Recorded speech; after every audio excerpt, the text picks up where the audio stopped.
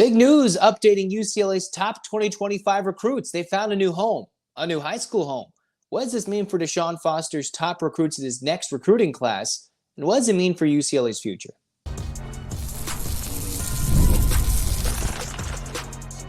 You are Locked On UCLA, your daily podcast on the UCLA Bruins. Part of the Locked On Podcast Network, your team every day.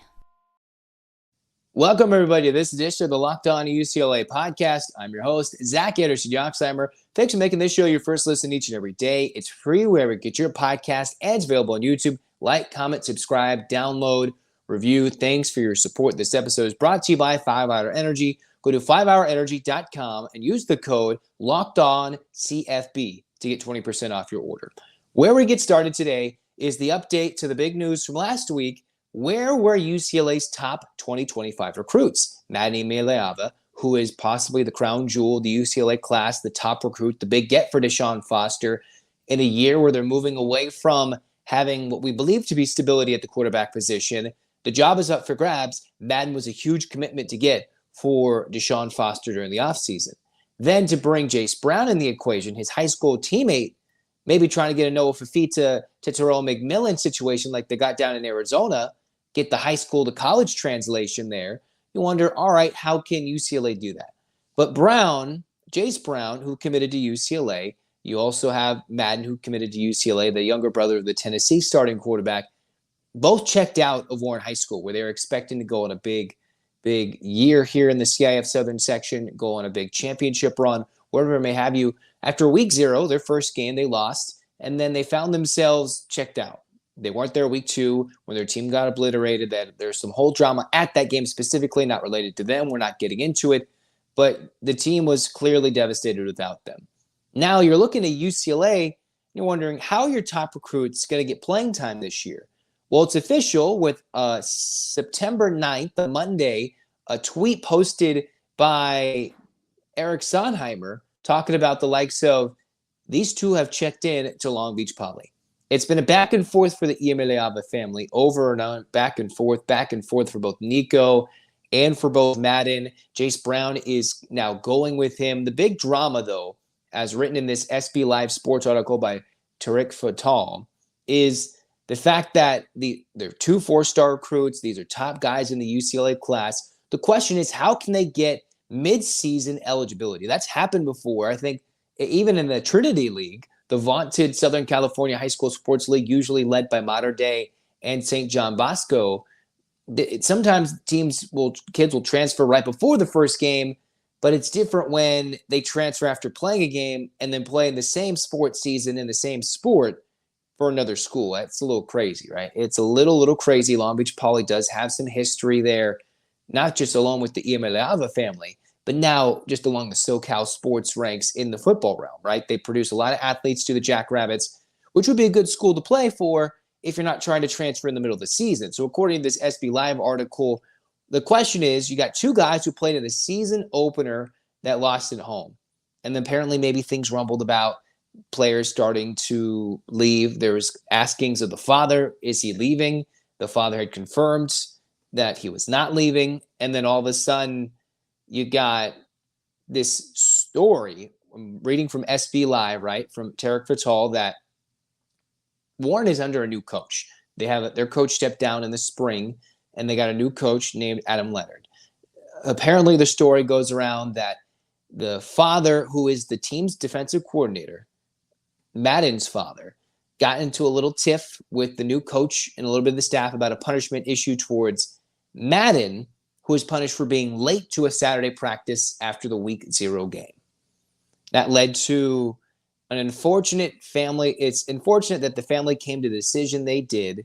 I have great respect for MADDEN and the IAMALEAVA family. I wish it played out differently, but I'll continue to root for MADDEN and Jace. That's what the coach said.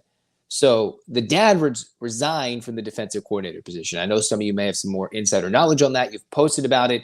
And then it led to something like that. There's another, those 2 weren't there at the week 2 game, the week 1 game, where it was their second game. So those kids left out. Now, the question is, how are they going to be eligible according to CIF rules, student athletes have to sit out and serve a sit-out period according to guys who transfer schools without a valid change of residence. And you only get student athletes one sit-out period in 4 years. The most common way to be granted eligibility immediately is by moving, which is a valid change of residence, or via hardship. And so those are the ways these kids can play right away. You have to change your valid residency, your address, or you can get a hardship. And the CIF is under no circumstances going to grant a hardship in this situation.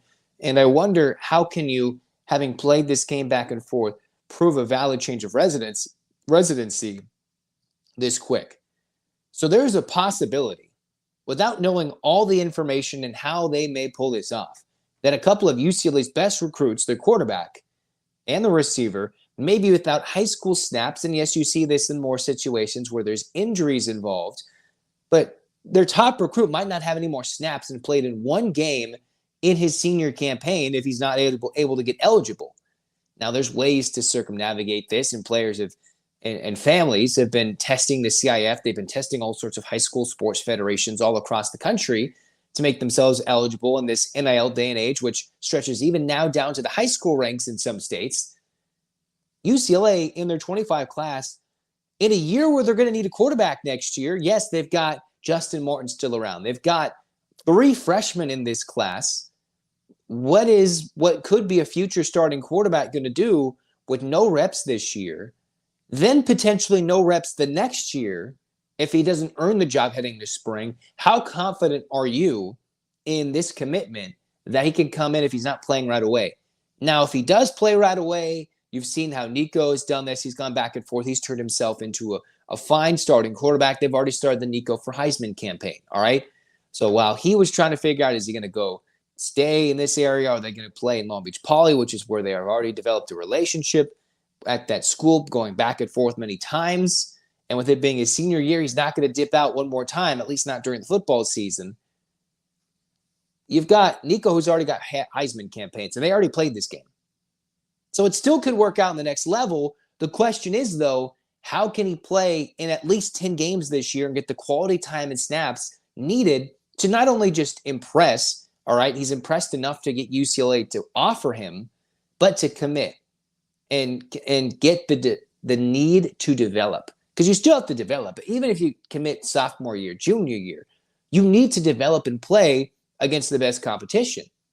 And whether you're doing that at Warrior, whether you're doing that at St. John Bosco, Mater Dei, or in this case, Long Beach Poly, all varying degrees of success challenges, from local high school, local standout SoCal high school versus premium Catholic Trinity League school, you still need to play to develop. Even though Mater Dei and St. John Bosco, they always fill their rosters with players who sometimes hardly see times and still see offers just from playing at that school or being on the team. I wonder how Brown and IAMALEAVA may be able to pull this off. I'm not sure. There's no reports, but they have gone to Long Beach Poly. And if guys are making these moves, they either have to have something up their sleeve if they're going to pull this in the middle of the season, or just escape the limelight and figure it out. But there is a possibility where if Fitz gets shut down until further notice, UCLA's best recruits aren't going to be playing in a significant chunk of games in their senior seasons, self-inflicted. Now, I hope that's not the case. I hope this goes well for both schools, both parties, parents. There's deeper things. I'm reading the SB Live article from Tarek Fatal. I've seen you guys comment on it. So he's got his hands in on the ground. He knows what it's like to talk about the CIF transfer window, the CIF's, in the southern section. Eric Sonheimer's connected. He knows, all right, they're into Poly. You looked, where are they going to go? Potentially it was Long Beach Poly, and that's where they've ended up, especially the IAMALEAVA family. Now, can the Bruins see the development needed during their senior seasons to see if they will be even ready to play in their first year, year 2 for the Bruins in Big Ten play, when the Bruins will be looking to fill a lot of talent spots in the receiver room, in the quarterback room? There's opportunities these guys could have been playing year 1, but they need to develop, get stronger, keep playing. And I don't think you can play one game and find yourselves competing for a starting spot in your freshman campaign at UCLA, if not put yourself behind the 8 ball. But what do I know? That's something to keep an eye on. If they get eligible, people have done crazier things. There's ways to do it. And if it happens, then UCLA's top recruits will have found playing time in the 25 season. And in another note, it does significantly change the CIF Southern Section football landscape a little bit. Maybe not enough to challenge Mater Dei or St. John Bosco, but enough to make it somewhat interesting. Just like UCLA's kind of nervous a little bit, like, hey, our guys aren't playing. What does that mean? We'll keep it up, but they got a new home. Now we're going to talk about this current iteration of UCLA. The contrasting styles of Curt Cignetti, all right, with our trash-talking Locked On Hoosiers host. And then we've got the likes of DeShaun Foster. Contrasting styles. What does that mean for UCLA and what's almost being deemed a Game 2 must-win game for the Bruins? And what is an excitable opportunity for the Hoosiers? We'll talk about that next.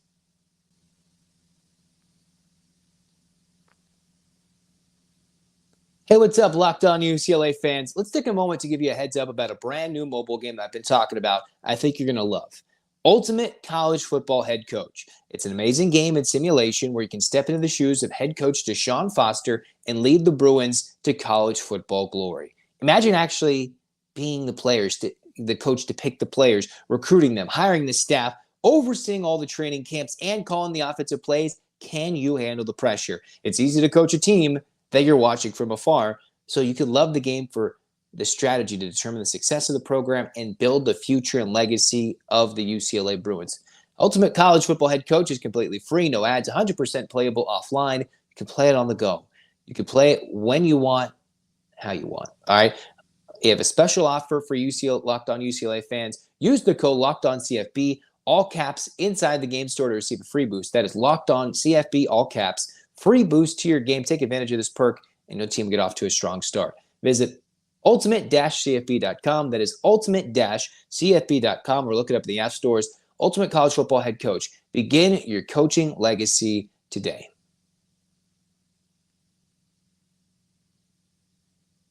All right, where we get started here in segment 2 of the Locked On UCLA podcast is UCLA, Indiana. We're not diving into the nitty-gritty just yet, but kind of comparing and contrasting the styles and the personality of a couple head coaches. And with the way DeShaun Foster, let's face it, came out and showed the rest of the national media the lack of explosive statement, the lack of explosive commentary. UCLA has been a little bit of a laughing stock across the country, in Big Ten country, mostly aimed towards DeShaun Foster, making him seem like he's a lame duck head coach sitting in week 2. But the way to disprove that is to take down an old school, super buttoned up, physical, ready to go Indiana Hoosiers head coach in Curt Cignetti. Coming from James Madison, he's been successful. He's tried, he's proven, a little bit older than DeShaun, and he's had head coaching experience in building a program. And now he's taken over an Indiana team the last few years has been one of the worst programs in college football, which can be somewhat changed year to year when it comes to the portal. And you can improve your win total, win some one-score games the next year, have an easier schedule, win some of these games. And now you're playing an Indiana team that is projected to make a bowl, like you got an excited Jacob Goins on the other side for Locked On Hoosiers, super excited because Indiana's favored in this game. Why is that the case? Is it because you've got an Indiana head coach who comes in and says, when asked many billions of times about the Rose Bowl or any statement or any, stadium, which he's been asked from the preseason Big Ten media days to now, we're going to go into some stadium and kick someone's butt. This is a paraphrase, but this is large in part what he's been saying, even up to literally September 9th, the day before this podcast dropped. We're going to some stadium, some old stadium. We're going to do this everywhere. We're going to go kick somebody's butt. It doesn't matter whether it's a parking lot, whatever. We're going to go do it. That's our job. It's a business trip, not beaches, not whatever. They're going to go kick some butt. Okay? Large in part paraphrase, but that is the meat and bones. That is the meat and the potatoes about what he wants this Hoosiers team to be. Physical and so electrically competitive that he was frustrated in certain parts when they did not execute in a 77-3 win over Western Illinois, who was a team that's got like 1 or 0 wins the last 2 years. That is how hard-nosed, physical, let's be no nonsense, no business. To where UCLA is somewhat coming out of that with Chip Kelly. Maybe not so much because he's not the quotable that Cignetti is, that Chip Kelly is. But you look at DeShaun Foster, right? He flubbed the opening statement. But what has he said that he's going to do with the players when they get to the Big Ten stadiums, right? When they go play at Penn State, when they're going to go to LSU, it's a bit of an old school versus new school approach. Cignetti's like, we're going to go out west. We're going to take care of business. We're 3-point favorites. I'd rather we be underdogs. But despite the eye test and everything, we want to go be an underdog, play like want to kick their butt, even though we're 3-point favorites. All right.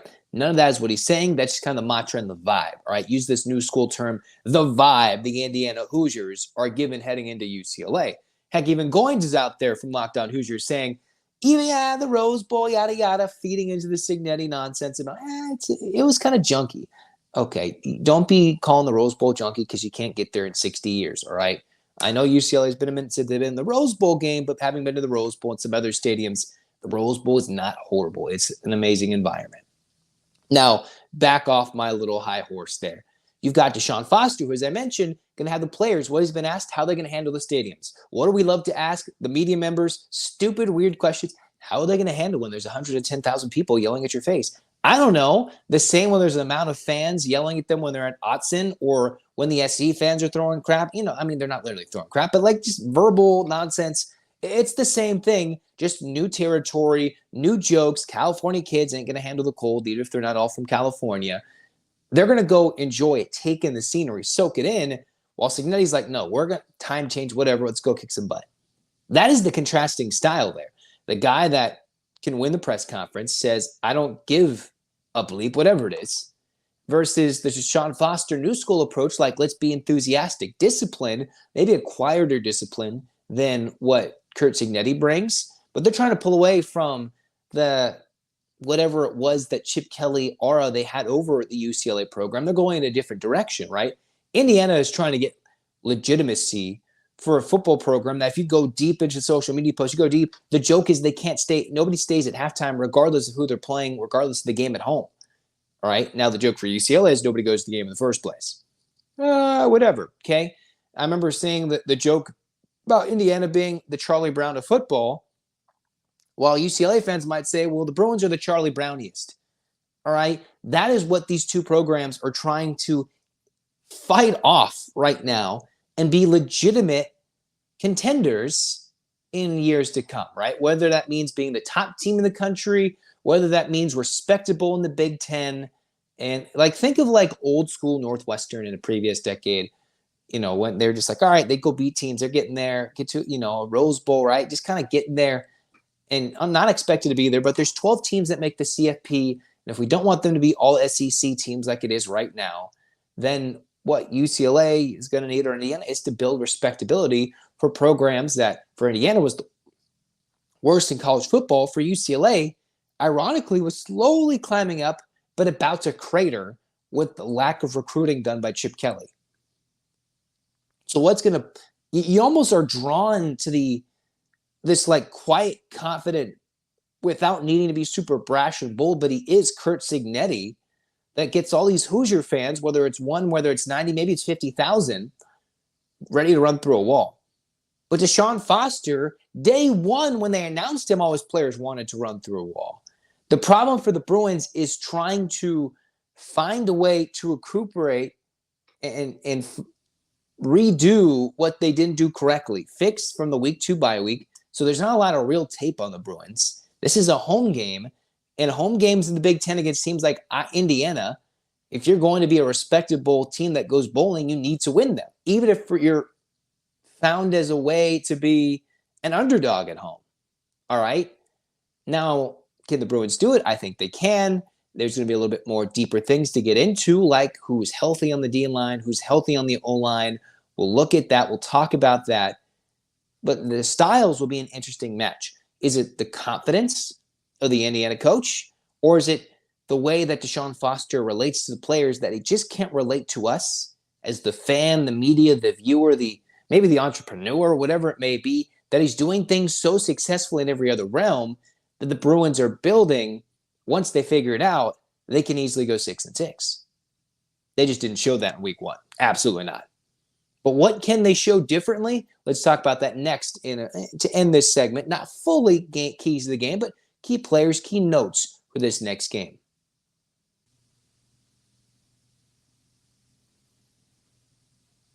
5-Hour Energy fixes tired fast. And if you want to get in shape, maybe you're having trouble staying motivated, make 5-Hour Energy shots part of your lifestyle and get the energy boost you need to get fit. Because you all know you don't want to necessarily go to the gym. Take a 5-Hour Energy shot to fix the feeling and alertness so you can want to get to the gym. Also, there's zero sugar. It's convenient. It's portable. Whether you want to take it to the gym, take it before, maybe you're going from work, take it, bring it with you, and it's the perfect pick-me-up for getting stuff done.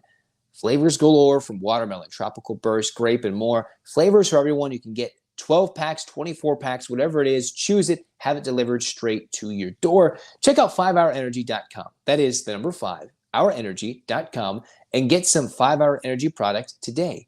Use my promo code LOCKEDONCFB to receive 20% off your order. The offer is only valid until September 30th on one order and cannot be used with other promotions. The code is not good in subscription orders. Go to 5hourenergy.com today.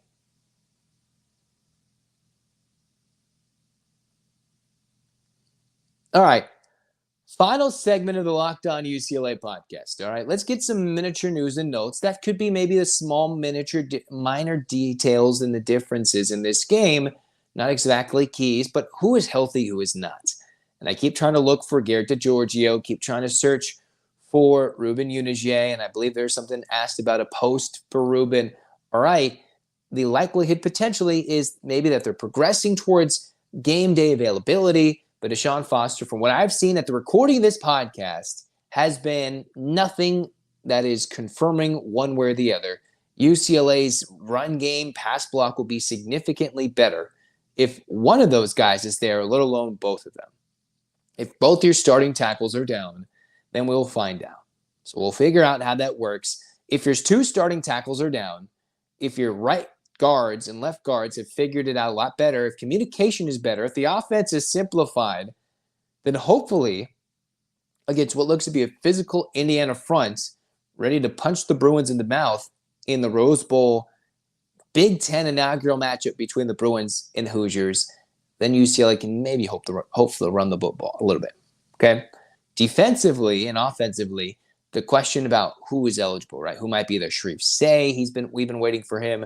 Jalen Berger, a couple of transfers, one Big Ten. Sharif Say coming over as a D-line transfer. UCLA would love to have some extra boost on the defensive line because still UCLA is without a couple of defensive guys on the line. Injuries, late transfers, so they're not up to snuff conditioning-wise to play in the game yet. That is what DeShaun Foster said, looking when he was talking to the media about, all right, Berger probably leaning there. That's a key running back. UCLA only used a couple. They did use the K-State transfer, although I wonder whether Berger would slot in more fullback behind Atkins or turn into a running back.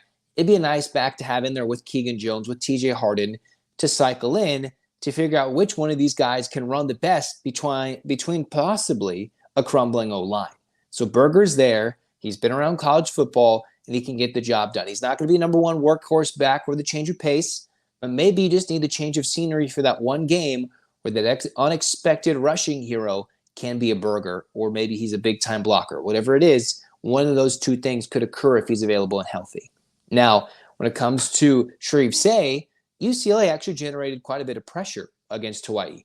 And Say comes with some big, gaudy stats. I hope that he can come in if he's healthy and conditioned and ready to go, and add to what can be a D-line of depth instead of just elite talent like the Murphys and led by Latu in 23, Latu, the now current Indianapolis Colt. If the UCLA Bruins have more depth after playing a hot, humid day in Hawaii a couple weeks ago, then the Bruins can add to what Malloy and the defensive line can rotate in and out as to who's got the hot end, who's got the fresh legs, and continue to get pressure on Curtis Rourke, the Indiana starting quarterback. That will be imperative and important for this game, which is now incredibly important because Indiana's feeling confident. They haven't made a bowl game in quite some time, I think since the 2020 season under Tom Allen. They had Michael Penix Jr. that year when they had Ohio State on the ropes. They were a top 10 team, and they lost their bowl game only because Penix Jr. tore his ACL a month ago, and that eventually led him down the fast track to Washington, a near Heisman, and a national championship game appearance with Washington. So all because of that, it's been the last time that Indiana made a bowl game, and they made one in 2019. They've been one of the worst programs. So they're excited that they're now projected to make a bowl game with a winnable Week 4 game against Charlotte. If they knock off UCLA, Indiana's feeling so cocky and confident. I look at the rest of their schedule.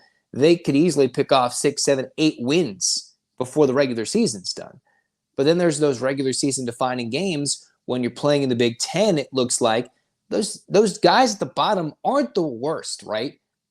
They're not the worst. And the Big Ten isn't like the SEC where we play the literal worst teams in the country to boost our records 4 games and only play 8 conference games because we're too good to play each other.